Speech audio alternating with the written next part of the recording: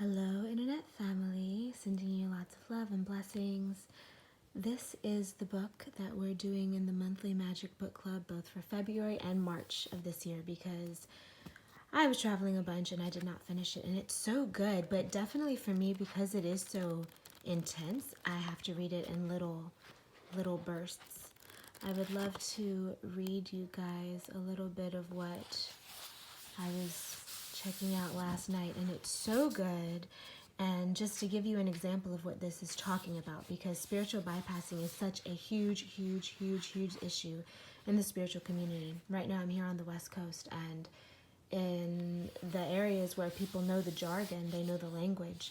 So often people can talk about being spiritual, but then it really just is a bunch of spiritual bypassing. And this is going to talk about what that is. So here's just a little reading for you that I found powerful that hopefully will assist some of you guys on your path right now. Being negative about our negativity fragments us, stranding us from our unresolved wounds, hurt, rage, grief, shame, fear, terror, loneliness, despair, and so on. All of these tend to get lumped together as negativity, as something far from spiritual.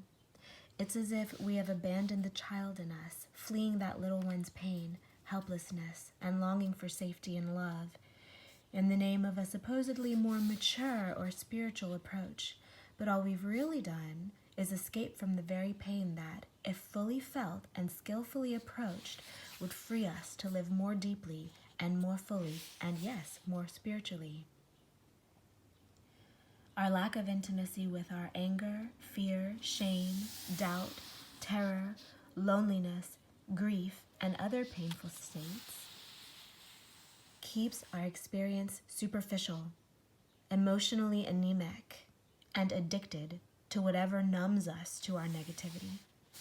Such a flight from our more painful emotions is, of course, not limited to spiritual bypassing, but characterizes much of our culture, especially in the form of addiction. Some of us may flip to the other extreme and act out our painful emotions, expressing them irresponsibly, thereby giving a bad name to such feelings, when in reality the real problem lies with our indulgence in their unskillful expression. Powerful. Those enmeshed in spiritual bypassing will often use such examples of overreaction to justify their own emotional disconnection and dissociation. So that's basically like saying, well, I can never be angry, and no one can never be angry because someone one time did this unhealthy thing when they were angry, therefore anger is bad, where actually anger is not bad. It's necessary for certain things.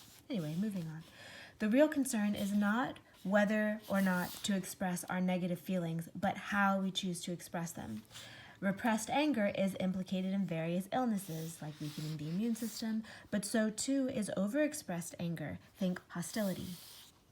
Beyond the polarities of holding our anger in and directly expressing our anger is the possibility of a truly healthy capacity for both containment and release of anger that is infused with compassion, clarity, and vitality.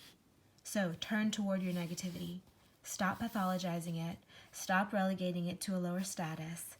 Stop keeping it in the dark. Go to it. Open its doors and windows. Take it by the hand. Meet its gaze. Feel its woundedness. Feel into it. Feel for it. Feel it without any buffers. Soon you will start to sense that its gaze is none other than your own, perhaps from an earlier time, but yours nonetheless, containing so much of you. Humanize it fully. Keep something in the dark long enough and it will probably behave badly. That's also an ultimate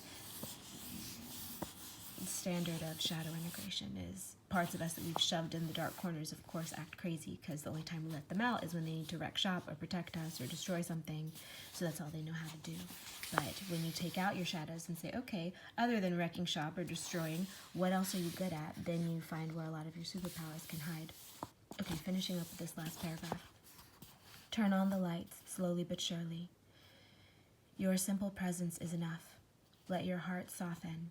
Breathe a little more deeply, bringing what you call your negativity closer to you, opening at a fitting pace. No rush. Let it shift, however slowly, from a distant foreign object to a reclaimed part of your being. Let its pain and longing break your heart.